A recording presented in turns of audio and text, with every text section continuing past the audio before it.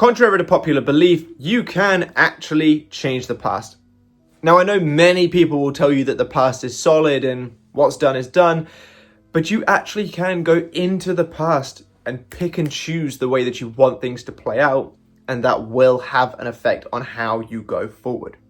This is through the process called revision, and in today's video, I want to give you 2 different ways that you could revise your past to change what you're currently experiencing, and of course, change what you experience going forward. So if that's what you need today, if you want to change the sucky situation that you've experienced, this is the video for you. But before we get into that, if you could drop me a like and a comment on this video, just to let me know you enjoy it. Subscribe to the channel if you haven't already, and be sure to click that bell icon. And if you need some one-to-one help from me looking into your situation, what you're struggling with, what you're doing well with, and helping you get the best out of your manifestation, down below in the comment section and the description are the links to my services where I can offer you just that. If you want some self-study worksheets that have my knowledge imparted onto them, on that same website is the worksheets. Check out the memberships because you can get tons of exclusive content, discounts, free products, manifest for you days from me, calls with me, and so on. And if you want a full Manifest Your Specific Person back course, which is 6 hours long worth of content, on that same website are the links to my courses. But thank you so much for being here. Let's dive in. So before we get into the 2 ways, it obviously helps if I give you a little bit of an understanding as to why you can change the past. Now, we need to remember your subconscious mind is what creates your reality based on what you feed the subconscious mind. Through thought, feeling, and awareness, you impart a story onto the subconscious mind. It amalgamates it and churns it over, pushes it out for you to experience in this reality.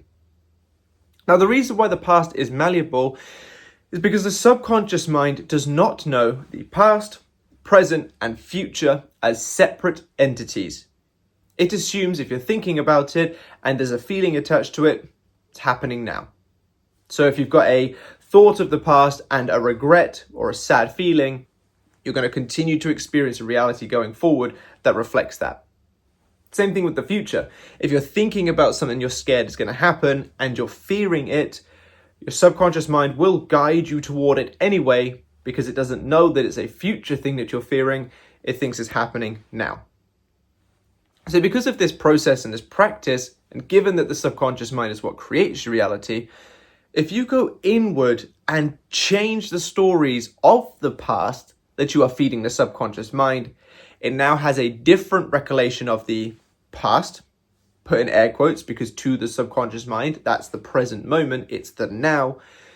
It changes the programming that it has on the past, and therefore changes what is the present and changes what is the future to match.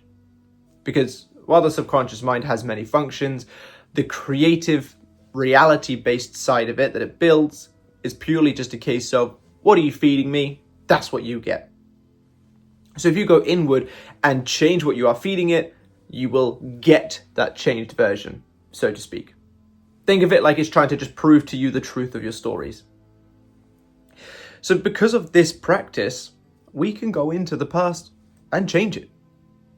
Now, whether you want to argue whether the actual tangible past moment changed, that's up for debate. But what we can say is because your subconscious mind now has a new programming of the past, it will change what is happening now and what will happen going forward. Now, I've heard a fair few stories of people changing the past and things changing as though that thing in the past never actually happened whatsoever. So that in and of itself, while anecdotal, gives us evidence that the actual physical, tangible past changed as well. And I'm not going to try to give the details because I don't remember them fully, but in one of Dr. Joe Dispenza's books, he references a experiment or a study or something done where they tried to use some form of revision and there was some form of changes in physical data or something like that. Like I said, I don't remember the specifics, so if you're interested, maybe have a Google or a YouTube. But even Dr. Joe, who does a lot of science-based studies and, hooks people up to monitors and so on, agrees that revision is a powerful tool. So without further ado, what can we do to actually revise the past? Well, like I said, there's two ways that I typically recommend going about it, because I think these are the most structurable and consistent ways. The first one is picking a situation and changing that situation. For example, let's say it was the day that you and your specific person fell out.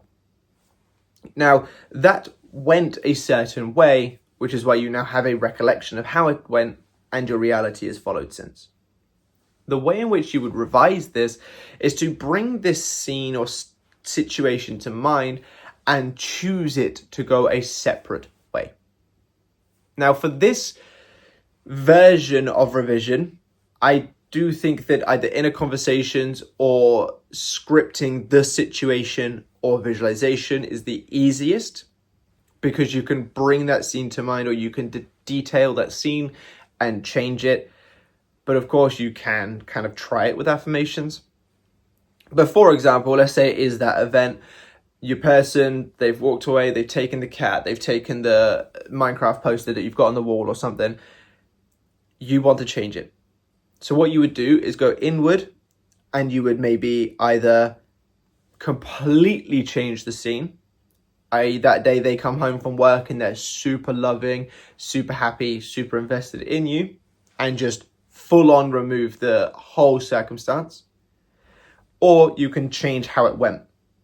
So let's say, for example, you keep the argument in mind, but instead of them walking out with your precious Minecraft poster, you have a big embrace. You say, let's do this again. We get it right this time. And then you hold the awareness of getting it right this time. That will still revise it because they never actually left, for example. Like I said, I think this kind of version is definitely easier with visualizations or inner conversations or scripting it out, because you can be detailed and you can see the scene play out as it does. Whereas maybe with affirmations, not so easy, but I'm sure you can still find a way. But there is a way to revise through affirmations, which I will tell you in a second. But this is for those kind of specific scenes. Oh, we lost that football match, or oh, I didn't win that, or oh, this thing happened, I had to go at my manager, the breakup. You get a specific time and date where something has happened, you go inward, and you just simply see it playing out differently. That is all it is. Going inward, no, she came home, she was super loving, super invested in me, we had an amazing night, and we've been great ever since. Or, yeah, we had that little argument, but it's okay because he hugged me and, put the poster back up on the wall, and we've been great ever since. But ending that scene that way, feeding your subconscious mind that story, and it pushes it out. I will, at the end, once I've given the two examples, give you kind of how often you should do this and some things to look out for. I just want to give you the processes. The next way, and this is actually the way that I prefer to revise, just because I think it's all-encompassing, which helps.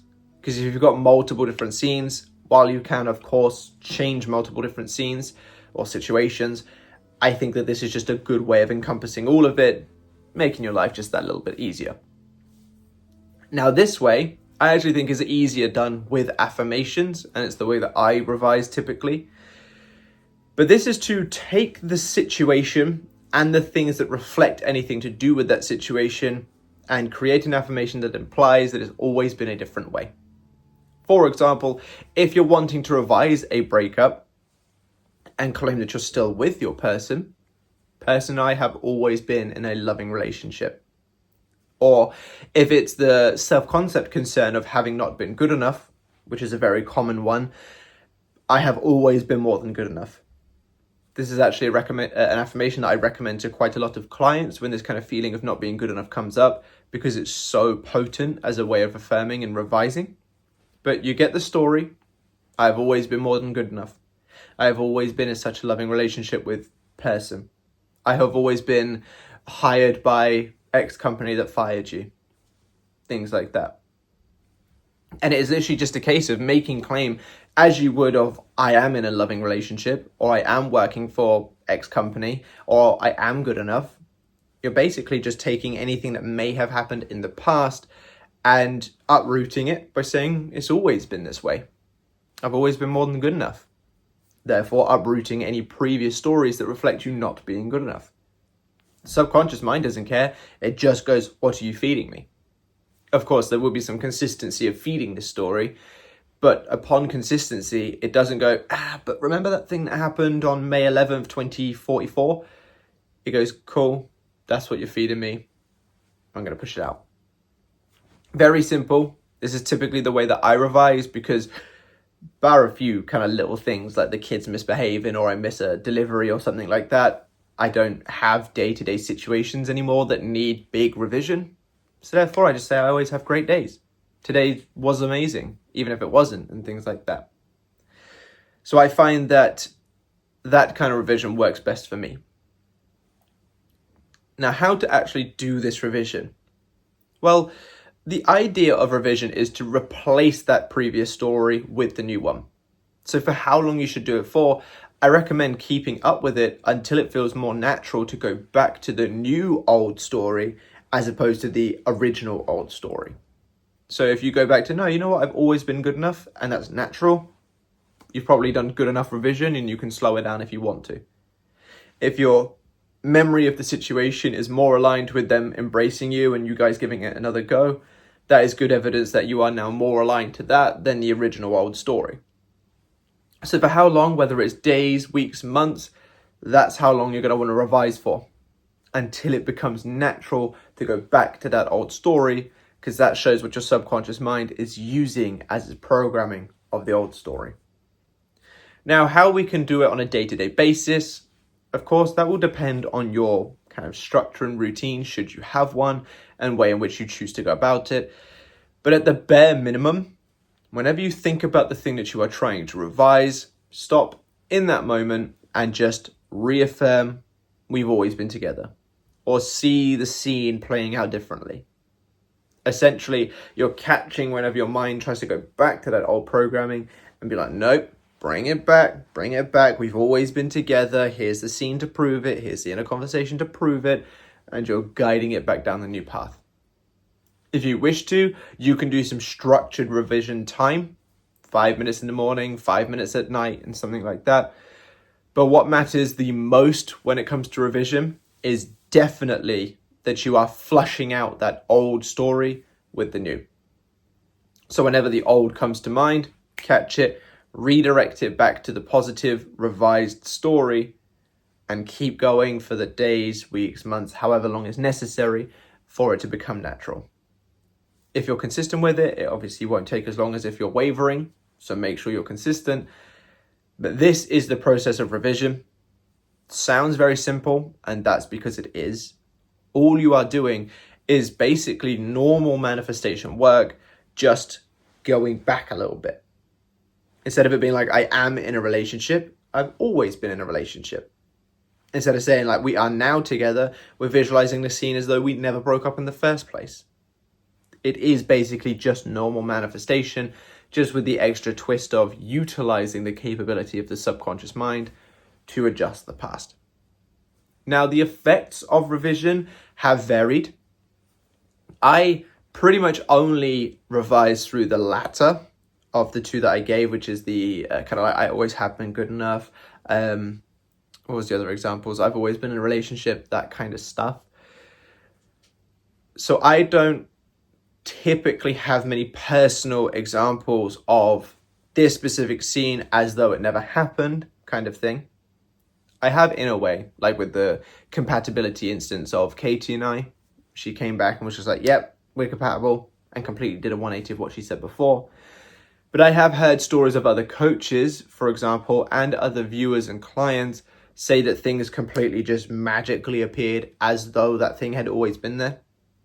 For example, I remember a story from, I think probably 2-3 years ago now, that I was linked to by a viewer of Sammy Ingram saying that she'd gone shopping or something and couldn't find this bag of shopping anywhere. One of them revised it and then it appeared in her kitchen randomly as though it had always been there.